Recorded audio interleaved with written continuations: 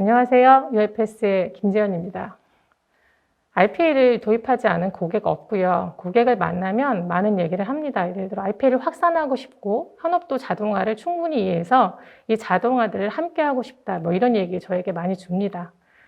뜬금없는 이야기는 아니고요. 2020년, 21년 RPA를 도입한 기업 내에서 비개발자가 RPA에 대해 배우고 싶어 하는 분위기, 트렌드 이런 것들이 정말 무르익고 있습니다.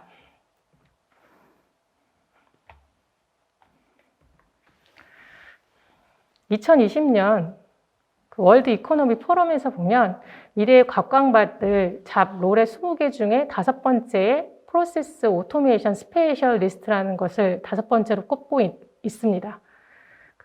요즘 모두 주식 많이 하시잖아요. 너튜브에 보면 주식 인플루언서 중에 슈가라고 있거든요.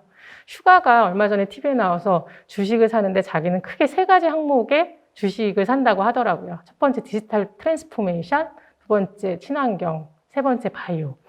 디지털 트랜스포메이션은 사실 IT나 기업에서만 바라보는 것들이 아니라 다양한 분야에서 넓게 하나의 항목으로 보고 있고 DT 항목 중에 하나의 중요 기술 중에 하나를 RPA로 선정하고 있습니다. 2021년 10월 얼마 전 가트너에서는 비즈니스 중심의 자동화의 급증으로 시민 개발자의 경력을 열었다고 합니다. 실제로도 시민 개발자가 전문 개발자를 4대1로 능가할 것이라고 이야기하고 있습니다. 자동화는 더 이상 전문 개발자만의 영역이 아닌 것으로 보고 있습니다. UiPath는 큰 행사가 2가지가 있습니다. 미국, 일본은 포워드가 있고요. 그 외 나라는 투게더가 있습니다. 10월 초, 그러니까 이번 달, 오늘이 이제 10월의 마지막 날인데요. 10월 초에 미국 라스베가스에서 포워드 4 행사가 있었습니다. 포워드 4 행사에서 일부 내용을 좀 발췌해서 말씀을 드릴 텐데요. IDC, 토탈 이코노미 임팩트 오브 RPA에서 UiPath RPA는 2025년까지 55빌리언, 약 60조에 달하는 경제적 효과를 창출한다고 말하고 있습니다. RPA 영향을 받는 직원은 아직 7%에 불과하고요. 2025년까지 그 증가세가 70%씩 증가할 것이라고 보고 있습니다. RPA 성장 속도로 보면 성장 곡선에서 보면 약 무릎 정도에 도달했다고 보고 있고 RPA는 지속적인 성장을 하고 있고 그 성장의 기반에 현업의 자동화가 그 뒷받침을 할 거라고 저는 생각합니다. 17년, 18년 엔터프라이즈 RPA가 많은 고객사에 적용이 되었습니다. ROI가 높고 시간 절감량이 높은 업무에 대해서 무인 자동화를 적용했습니다. 2018년, 19년 A Robot for Every Person이라는 테마로 1인 1로봇 개발 민주화가 시작이 되었고요. 이제 직원들에게 디지털 교육이 시작이 됩니다. 작년, 올해 이제 기업 내에서 많은 트렌드를 보면 자동화할 수 있는 것들은 모두 자동화하자, 로봇에게 주자라는 테마로 더 풀리 오토메이트가 시작이 됐고 그 테마 중에 하나가 1인 1로봇 개발 민주화가 본격적으로 확산화되는 시기라고 볼 수가 있습니다. 자동화할 수 있는 일은 모두 로봇에게 주기 위해서 엔드-투-엔드 자동화를 위해 UiPath는 더 풀리 오토메이티드 엔터프라이즈 로드맵을 펼치고 실행하고 있습니다. UiPath가 보는 완전화된 자동화, 또 풀리 오토메이티드 엔터프라이즈 4가지 전략은 크게 4가지가 있는데요. 첫 번째, 백오피스 업무 수행입니다. 그냥 기업이 많이 백오피스 업무에 대해서 언어텐디드 로봇, 무인 자동화를 적용하는 것을 말합니다. 단순 반복적이고 또 ROI가 높은 일에 자동화를 적용하는 단계였습니다. 무인 자동화나 언어텐디드 자동화는 자동화할 수 있는 것들은 극히 제한적이고 실제 이 자동화를 직원들이 느끼는 체험의 단계는 극히 제한적입니다. 직원들에게 로봇을 바로 배포하고 본인들이 어텐디드를 활용해서 본인의 태스크를 수행할 수 있다면 자동화를 체험하는 단계에서 자동화가 확산되는 전략이라고 저희는 보고 있습니다. 세 번째, 이제 무인 자동화는 극히 전문가 중심적이라고 말씀을 드렸는데요. 직원이 직접 자동화를 구현할 수 있다면 저 자동화를 본격적으로 확산하는 전략으로 가져갈 수 있겠다고 보고 있는 거고요. 네 번째로 보면 여기에 AI가 같이 RPA와 접목이 된다면 실제 RPA가 커버할 수 있는 영역은 엔드-투-엔드, 더 풀리 오토메이트 엔터프라이즈를 할 수 있다라고 보고 있습니다. 이 중 세 번째 그 전략인 오늘 주제인 현업에게 한 발 더 다가간 자동화에 대해서 말씀을 드릴 텐데요. 개발 민주화, 그러니까 현업 사용자, 시민 개발자가 직접 자동화를 개발하는 것들이 이제 실제 뒤에서 다시 한번 설명을 드릴 텐데 고객사에서 어떻게 이제 어떠한 방식으로 진행이 되고 있는지 이런 것들을 좀 자세히 설명드리도록 하겠습니다.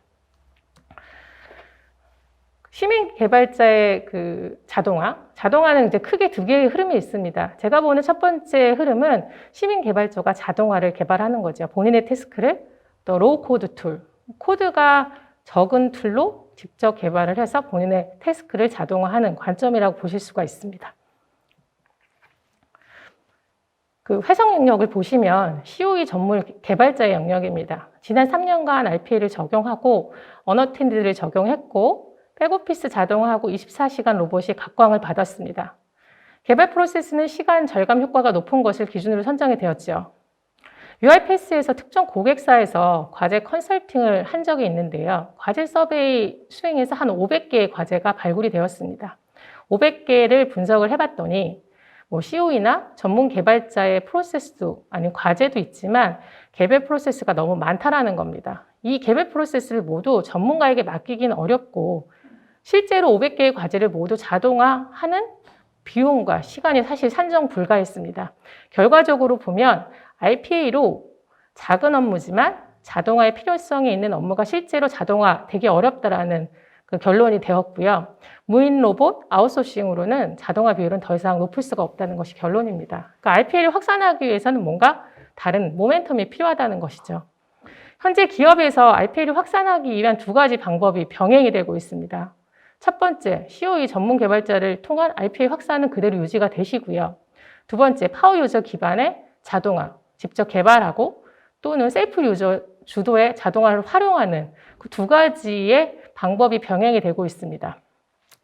우측 아래 보라색 영역을 보시면 결국은 시민 개발자의 자동화 영역은 그 현업들이 지금까지 체감하지 못했던 자동화를 체감하는 계기가 되었고 실질적 DT 내재화의 포문을 열었다고 할 수가 있습니다.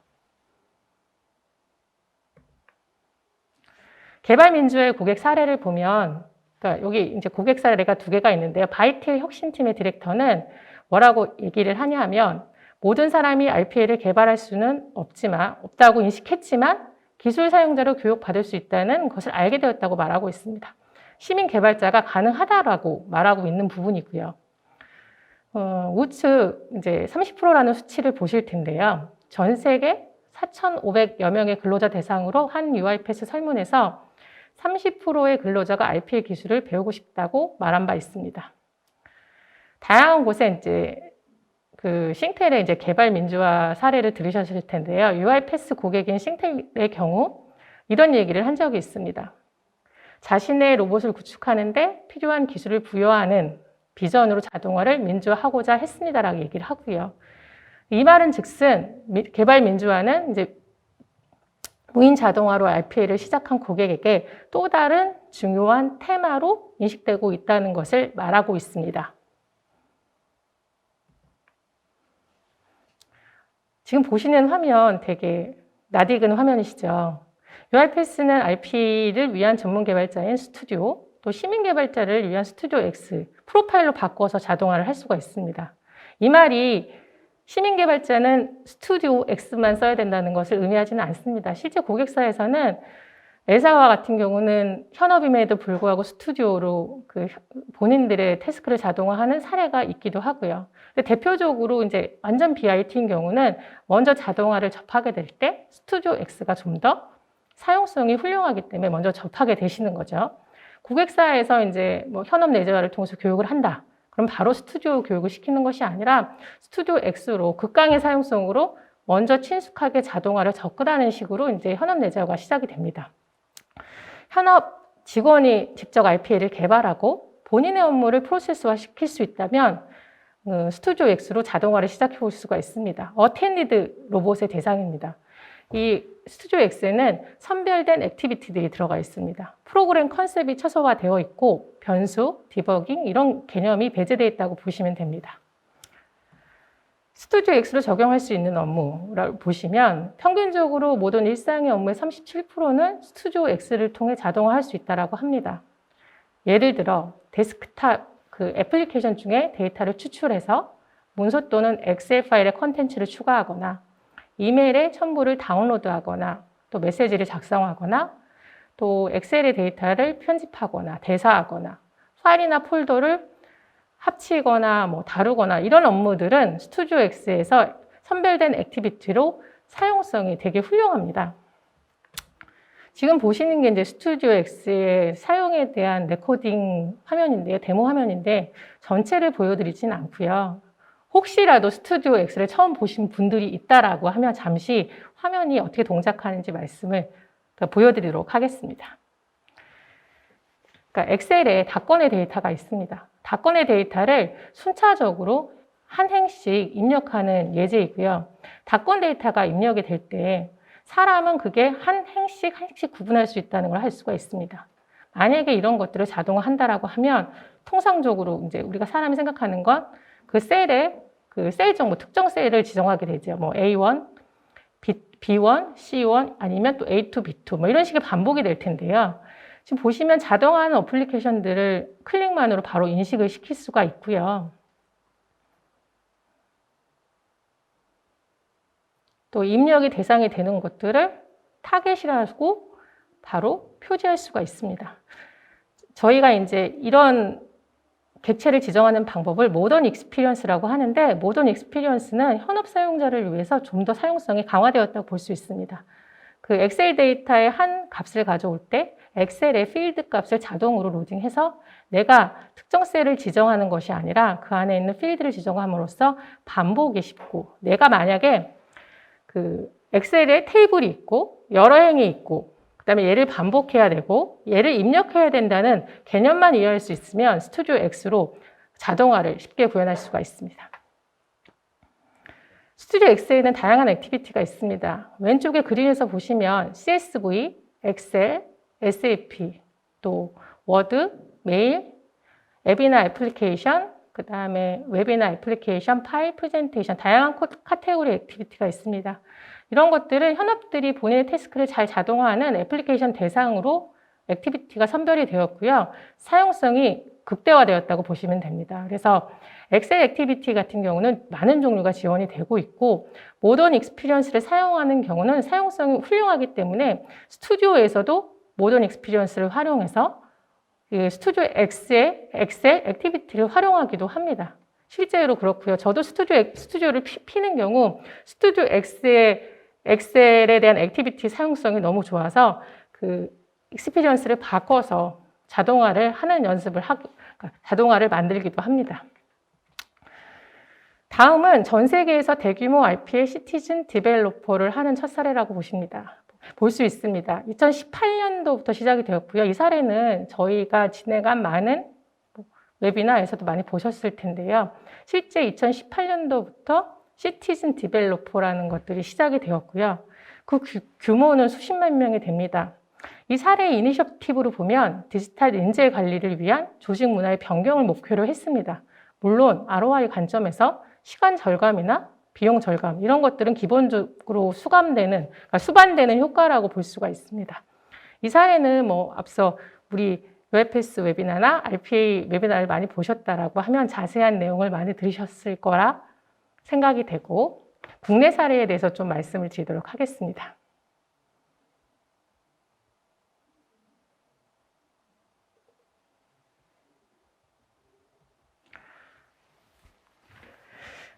다음은 그 엘사 사례입니다. LG 생활 건강을 필두로 다수의 계열사에서 스튜디오 X를 도입한 사례입니다.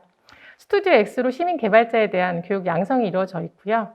이 그룹사 중에 일부는 스튜디오를 통해서 시민 개발자가 양성이 되기도 합니다. 그래서 국내 이제 엘사 말고도 SK텔레콤, 동호는 스튜디오를 통한 시민 개발자가 양성이 되는 사례라고 볼 수 있습니다. LG U+를 좀 자세히 들여다보면 LG U+는 여러 부문이 있습니다. 네트워크 부문, 기업 부문, 컨슈머 부문. 네트워크 부문의 경우는 그 하는 업의 특성상 좀 IT 날리지가 기본적으로 있습니다. 거기에 이제 근무하시는 분들이 이공계 출신이신 거죠. 전사는 아니지만 적어도 내가 대학 다닐 때 1학년 때 C는 접해보고 뭐 2학년 때 디지털 관리 뭐 이런 것들을 접해보신 분이라 전혀 문외한의 BIT라고 말씀드릴 수는 없습니다. 그런 분들은 어쨌든 졸업을 하고 나면 IT를 접할 기회가 없긴 했지만 혁신팀 이런 팀에서 스튜디오를 접하고 본인의 업무를 자동화합니다.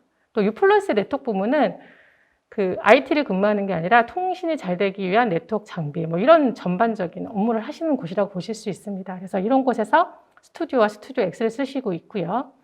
기업 부문, 컨슈머 부문에서는 그 네트워크 부문과 달리 완전 BIT라고 보실 수가 있습니다. 이런 곳에서도 그 혁신팀은 스튜디오를 쓰고 있지만 현업 자체 개발은 스튜디오 X를 쓰고 있습니다. 제가 기업 부문이 그 현업에 대한 자동화 개발을 시작할 때 여러 번 도움을 드렸는데 방문해서요.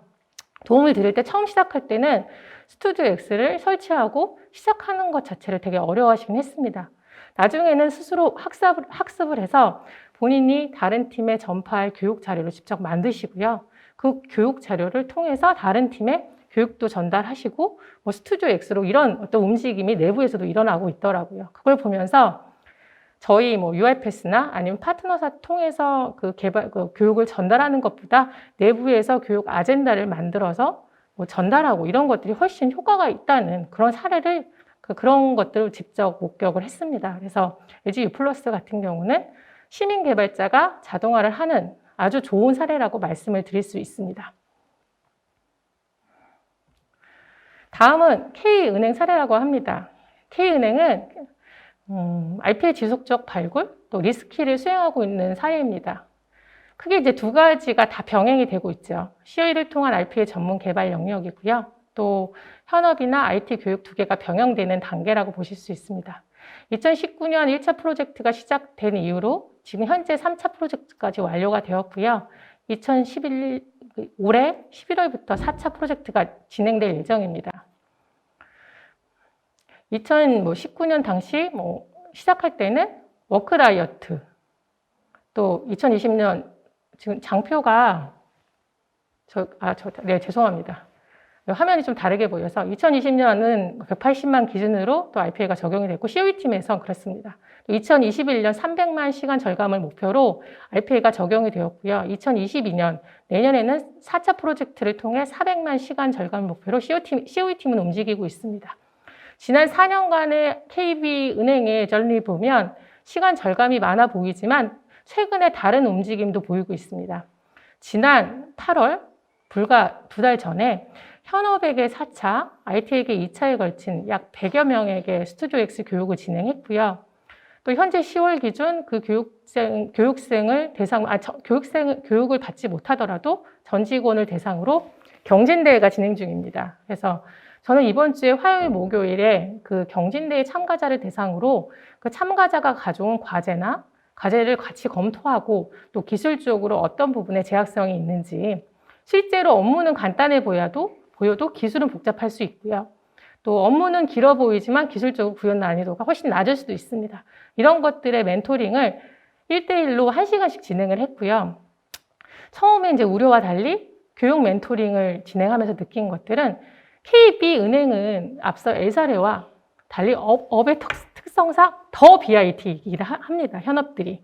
이런 분들에게 그 자동화를 던져주었더니 너무 열의를 가지고 잘 하고 싶어하는 의지가 강하다는 것을 느꼈고 이런 것들을 잘 지원하기 위해 어떤 COE가 가져가야 될 부분 아니면 또 내부적인 QA 채널 이런 것들이 잘 갖춰지게 된다라고 하면 그 KB은행에서도 현업 내재화가 앞으로 멀지 않고 계속 확산될 것이라는 그 믿음을 가질 수가 있었습니다. 이제 지금까지 시민개발자의 자동화 개발 또 국내에 대한 몇몇 사례에 대해서 말씀을 드렸는데요. 그러면 이제 그걸로 확산이 되는 것들이 더 지속적으로 이어지기 위해서는 세컨 웨이브로 시민개발자도 애플리케이션 개발이 필요하다라는 토픽을 이제 이어서 말씀드리고자 합니다. 자동화를 개발하다 보니까 UI도 이제 필요합니다. 현업들이 개발하는데 사실 UI는 어떻게 핸들할 방법이 없습니다. 또 PI를 할 수도 있지만 또 시스템 개선이 필요하고 또 요건들이 계속 나오고 있습니다. 결국은 애플리케이션을 변경을 해야 되는데 일부는 애플리케이션을 변경할 수도 있지만 바로바로 뭐 애플리케이션을 개발해서 요구사항을 받아들일 수 있다라면 참 좋을 것 같다라는 생각을 했고요. 이제 이 토픽이 시민 개발자 애플리케이션 개발이 되겠습니다.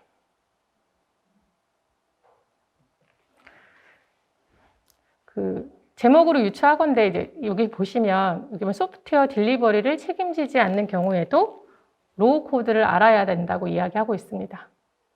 로우 코드 플랫폼은 시각적, 선언적 기술로 애플리케이션을 개발할 수 있고요. 개발자, 비개발자가 모두 애플리케이션을 개발하는데 교육을 덜 필요로 합니다.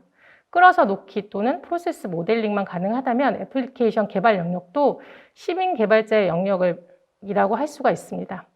포레스트 리서치에 의하면 로우 코드 개발 플랫폼은 기존 개발 방법보다 빠른 소프트웨어 개발을 가능하다고 이야기하고 있고요. 10배 이상 가능하다고 얘기하고 있고요. IDC는 2023년까지 5억 개 이상의 디지털 앱 또는 서비스가 이제 배포될 거라고 얘기하고 있습니다. 또 이것은 지난 40년 동안 우리가 애플리케이션을 배포한 개발된 앱 수와 동일한 수치라고 합니다. 가트너에 의하면 2024년까지 로우 코드 애플리케이션 개발이 그 애플리케이션 개발 활동의 65%를 담당할 것이라고 예측을 하고 있습니다. 이제 애플리케이션 개발의 영역은 전문 개발자만의 영역을 넘어설 것입니다.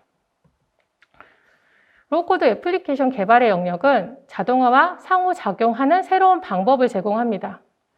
RPA 관점에서 살펴보면 현업이 만든 자동화를 엮을 수 있는 애플리케이션이 있다면 그동안 RPA가 COE 팀만의 영역이었다면 이 로우 코드 애플리케이션 개발을 통해서 현업 주도 RPA가 좀 더 본격적으로 가능해지지 않을까 생각이 들고요.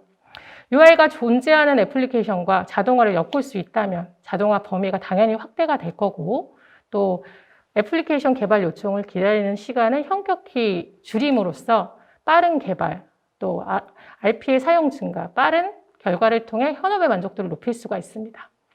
또 자동화의 자동화와 상호작용이 늘어남으로써 그 RPA가 이제 현업들이 좀 더 자동화를 느끼게 되는 거고요. 또 자동화를 만들 때 뭐 ERP, CRM, API 이런 거 몰라도 자동화를 할 수 있게 됨으로써 결과적으로 이제 결국 자동화가 직원의 만족도와 직결된다고 볼 수가 있습니다. 앱스의 이제 키워드입니다. 앱스는 RPA가 지금 다루고 있지 못한 미싱한 UX 어답션 레이어를 담당합니다.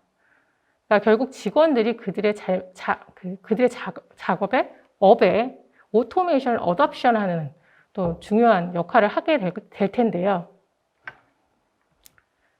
UiPath 앱스입니다. UiPath 앱스는 2020.10 작년 10월에 첫 릴리즈 되었습니다. 저희 클라우드 기능으로 릴리즈 되었지만 이번 달에 릴리즈될 2021-10 메이저 릴리즈에는 온프라미스까지 포함이 됩니다.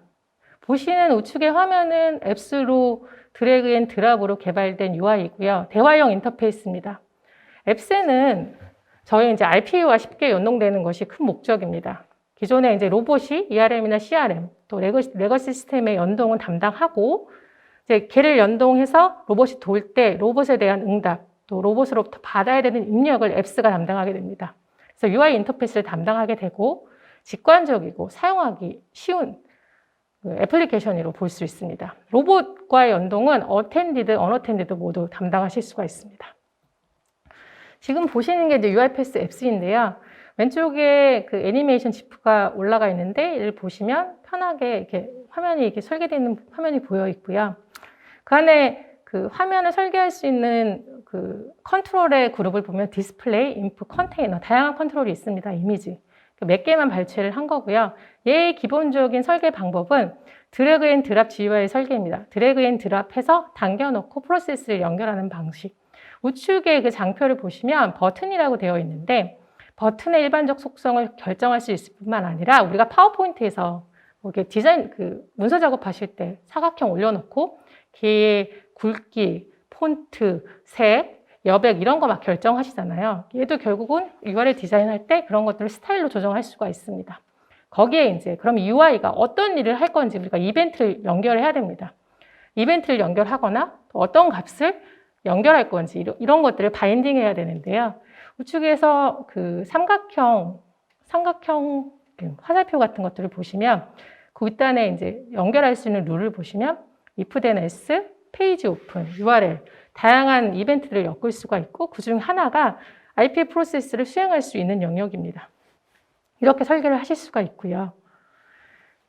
이번 달 출시되는 2021-10의 뉴 피처에 대해서 좀 설명을 드리겠습니다. 표현식이 가능해졌습니다.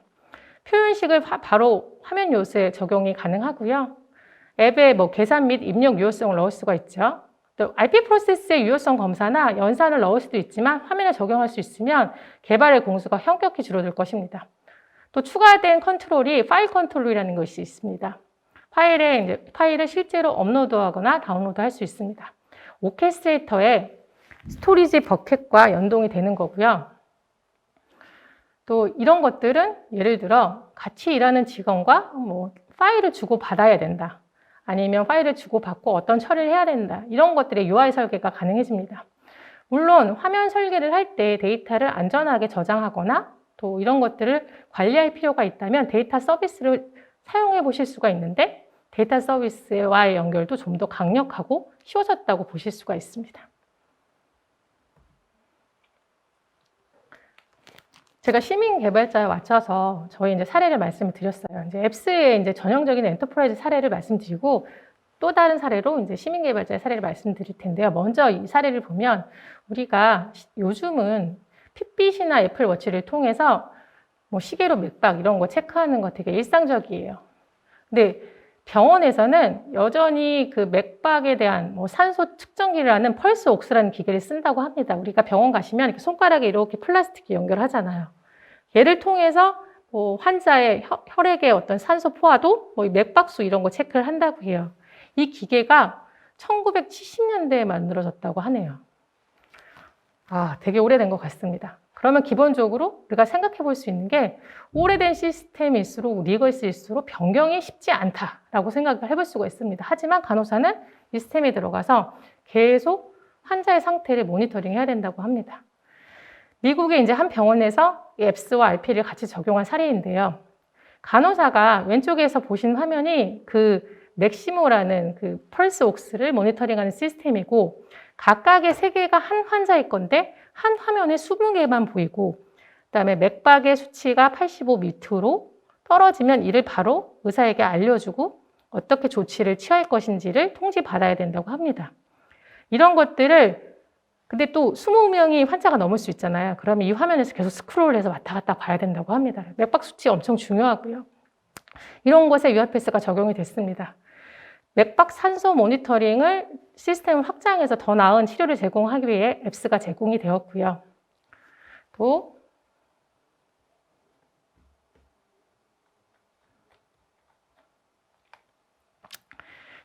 제공이 되었습니다. 그래서 앱스가 적용이 될 때 이제 그 모니터링 시스템을 좀 원하는 얼라팅을 넣을 수 있도록 화면이 설계가 되었고요. 또 이렇게 UX 레이어뿐만 아니라 RPA가 담당한 영역도 있습니다.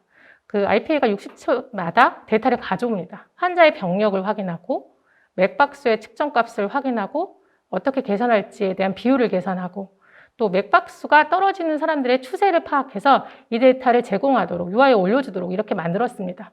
바로 정량적으로 보면 50만 불 이상의 효과가 이거 너무 통상적이라 감은 안 오실 텐데 정성적으로 보면 환자를 위한 더 나은 결과가 당연히 있을 수 있고요. 간호사가 어떤 시스템을 모니터링해야 되는 업무에 대한 피로도가 급격히 줄어들 수 있을 것입니다. 또 환자의 체류 시간, 또 환자를 잘 살피면 환자가 빨리 나아서 병원을 나가겠죠. 그래서 앱스로 하면 일반적인 개발 방식보다 개발에 대한 그 시간이 35%에서 40% 절감이 된다고 하고요. 그래서 여기서는 이 예에서는 의료 종사자가 보는 형태로 특정 시스템의 데이터를 화면에 올려줘서 바로 UI를 제공하는 방식으로 애플리케이션을 제공한 케이스라고 보실 수가 있습니다. 그래서 마지막 질문. 그래서 즉각적인 어텐션, 3,000개의 얼랏 중에서 한 달에 즉각적인 어텐션이 필요한 환자가 누구냐, 이런 것들에 대한 바로 해답을 주실 수 있는 게 앱스라고 보실 수가 있습니다. 이제 지금부터 데모와 함께 어떤 유저 스토리가 있는지 말씀을 드릴 텐데요. 앞서 사례는 이제 엔터프라이즈 사례예요. 그러면 이제 제가 계속 했던 얘기가 시민개발자의 자동화 개발, 시민개발자의 애플리케이션 개발을 얘기를 드렸어요. 그러면 시민개발자라고 하면 이제 어부라는 현업들이 어떤 일로 이런 것들을 활용해 보일 수 있는지를 한번 말씀드려 보겠습니다. UiPath 코리안에 이제 마케팅이 있어요. 이제 마케팅의 요청을 받은 거죠. 그래서 같이 만든 거예요. 마케팅에서는 이제 많은 일을 수행해요. 근데 그 중에 하나가 뭐냐면 저희가 UiPath 코리안은 글로벌 벤더이기 때문에 금융, 제조, 건설, 리테일, 푸드 앤 베버리지, 공공 서비스 다양한 필러의 고객들의 고객 사례를 번역을 해서 사실 UiPath 내 영업이나 또 파트너, 고객에게 전달하는 일 중에 하나도 그 마케팅에 수행을 합니다. 번역할 고객의 스토리는 마케팅 내부에서 결정이 되기도 하지만 또 외부 요청, 영업이나 파트너를 통해서도 요청이 접수가 됩니다. 이런 요청이 이메일을 통해서 하거나 또 구두로 전달이 되면서 이런 것들을 정리하고 하는 과정이 너무 시간이 많이 소요됩니다. 한 사람의 마케터가 이 많은 일을 하기 너무 많습니다. 그 외에도 다른 일이 너무 많거든요. 그래서 앱스로 고객 스토리 번역 요청을 접수하고 이런 것들을 단일화된 채널을 만드신 거죠. 그리고 또 최종 번역에 대한 접수가 되면 이것들을 에이전시에 전달하고 에이전시가 번역을 완료하면 다시 처음 요청자에게 완료가 되었다고 전달하는 이 과정이 RPA로 구현이 되어 있습니다. 그래서 요청을 단일화하도록 앱스를 접목했습니다. 그래서 이런 것들을 진행할 때 일단 현업이 주로 처음 이제 만드신 거라 주로 우리 마케팅이 진행을 했고요. 저희가 좀 도움을 드리긴 했습니다. 그래서 이렇게 만든 사례이고요. 이제 동영상을 보면서 말씀드리도록 하겠습니다. 실제 데모이고요. 다소 느릴 수는 있습니다. 제가 이제 설명을 하면서 만든 거라 그렇고요. 이게 보시는 게 이제 앱스 스튜디오예요. 스튜디오라고 하면 이제 뭔가를 만들 수 있는 도구겠죠. 왼쪽에서 보시면 하이러키가 있습니다. 메인 컨테이너가 있고 각각의 컨트롤들을 넣을 수 있는 다수의 컨테이너가 보입니다. 하나의 컨테이너에 요청자라는 레이블이 있고 그 안에 텍스트 필드를 넣을 수가 있습니다. 텍스트 필드는 사람이 인지할 때 그냥 데이터를 입력하는 값이죠. 이렇게 만드실 수가 있고요. 이렇게 화면이 만들고 나서 그 다음으로 이제 우리가 수행하는 것들이 그럼 이 화면에 무엇을 입력할 건데 무슨 일을 할 건데 지정하셔야겠죠. 그런 무슨 일을 하는 것들 RPA 프로세스가 담당합니다. 좀 전에 데모에서 보시듯이 이제 프로세스를 선택하게 되고요. 오케스트레이터와 자동으로 연결이 됩니다. 오케스트레이터 안에 있는 프로세스가 자동으로 리스트업이 되고요. 이 중에 미리 만들어 놓은 번역 요청 앱을 사용하게 될 텐데요. 이 앱의 프로세스는 4개의 입력 인자와 1개의 출력 인자를 가지고 있습니다. 얘를 통해서 입력되는 것들은 UI를 통해서 인지가 되고 또 출력되는 것들을 화면에 다시 올릴 수가 있습니다. 다시 메인 화면으로 돌아가서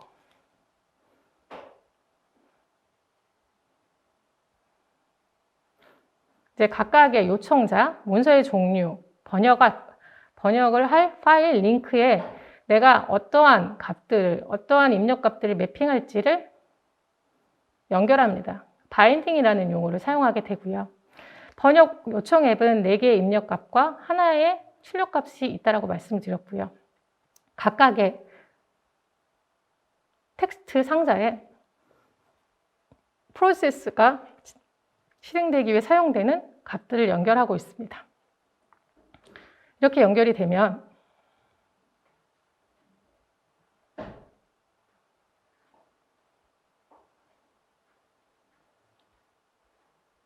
요청자, 문서 종류, 번역할 파일, 링크에 대한 값들이 수신이 되면 해당되는 값들이 프로세스를 수행하는 값이 됩니다. 여기서 이제 세 번째 번역할 파일에 이제 또 다른 것들을 보셔야 되는데 여기서 규칙을 들어가 보시면 규칙이라고 하면 해당되는 컨트롤에 대한 이벤트라고 보실 수가 있고요. 파일이 업로드 될 때 어느 스토리지에 넣을 건지를 지정할 수가 있습니다. 기본적으로는 오케스트레이터의 스토리지와 연결이 되어 있습니다. 지금 오케스트레이터에는 OR 버켓이라는 스토리지 버켓이 존재하고요. 이 버켓에서 파일이 업로드 되게 됩니다. 이렇게 지정을 하실 수가 있고요. 마지막 버튼 요청하기.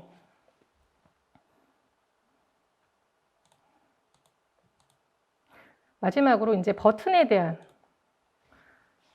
이제 이벤트를 만들어 보도록 하겠습니다. 규칙을 편집하게 될 때 이제 앞에 있는 값을 모두 입력하고 나면 마지막으로 버튼을 입력했을 때 해당 프로세스가 시작될 수 있도록 연결할 수가 있습니다. 오케스트레이터의 프로세스를 드래그 앤 드랍으로 시작할 프로세스에 올려놓으시고 로봇은 어텐디드, 언어텐디드와 매핑을 시킬 수가 있습니다. 뭐 시작 시점에 완료될 때, 오류될 때 어떤 메시지를 올릴 수 있는지를 보실 수가 있고요. 이제 앱스 스튜디오로 화면을 설계하고 프로세스와 연결되는 과정을 보여드렸습니다. 두 번째는 그러면 이제 배포되고 사용정에서 어떻게 실행할 수 있는지를 보여드릴 텐데요. 얘를 우측 상단에 보시면 미리 보기가 있고 게시가 있습니다. 그래서 미리 보기를 하면 일단 실행이 될 거고요. 이 화면은 일단 제가 말씀드린 스토리에서 그 번역을 신청하는 요청자가 보는 UI가 되겠습니다.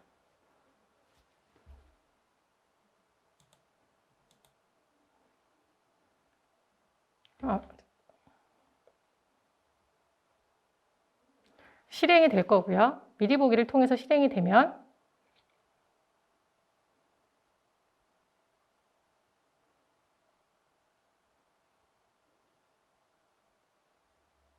그래서 이제 요청자에 대한 이메일을 입력하고 내가 번역을 요청할 파일의 종류의 타입을 결정하고 파일을 업로드하고 번역을 요청을 실행하게 되면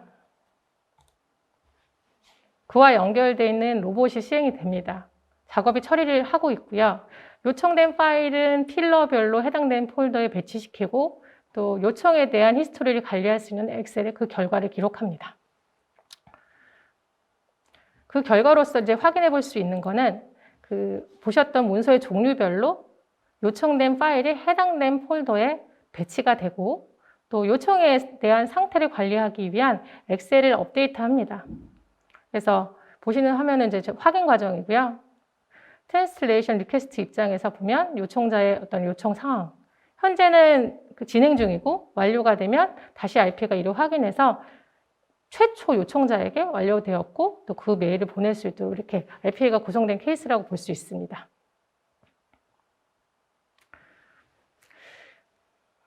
직원 중심의 자동화, RPA를 도입하지 않은 고객 없고 더 뭐 해야 되는 질문 되게 많습니다. 어느 정도의 답변이 되지 않았을까 하고요. RPA 확산과 DT 관점에서 보면 직원 중심의 자동화는 아주 중요한 테마입니다. 더 많은 참여, 더 빠른 적용, 개발자의 확대, 더 넓은 효과 체험, 문화의 변화 이런 것들 수반하기 위해서는 고려되어야 할 중요한 요소라고 저는 생각합니다. 지금까지 한 발에게 더 다가간 자동화가 현업에게 한 발 더 다가간 두 발, 세 발 나갈 수 있는 방법, 현재의 트렌드, 앞으로 어떤 것들이 더 적용될 수 있는지에 대해서 말씀을 드렸습니다. 감사합니다.